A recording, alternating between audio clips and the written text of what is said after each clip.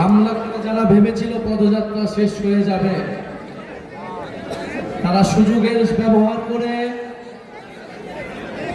ভেবেছিল আতঙ্ক তৈরি করবে সারা দেশে, মানুষ আর আমাদের পথসভায় পদযাত্রায় আসবে না।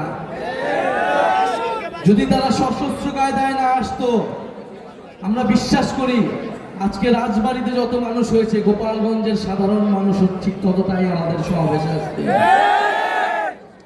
আপনাদের মেধাবী সন্তানেরা আমাদের জাতীয় নাগরিক পার্টিতে রয়েছে, যারা এই দল নয় পুরো বাংলাদেশকে বিশ্বের বুক উজ্জ্বল করছে।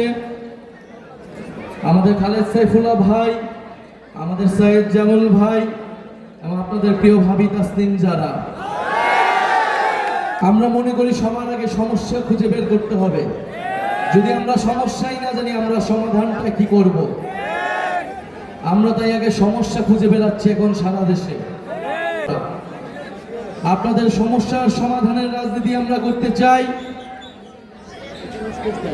আমাদের অন্যান্য নেতৃবৃন্দ বললেন, জাতীয় নাগরিক পার্টি গণ অভ্যুত্থানের পরে যে ইনসাফের বাংলাদেশ, বৈষম্যহীন গণতান্ত্রিক বাংলাদেশ গড়ে তুলতে চেয়েছিল, সেই বাংলাদেশ বিনির্মাণে আমরা জানি লড়াই অনেক দিকে আমাদেরকে এখন করতে হবে।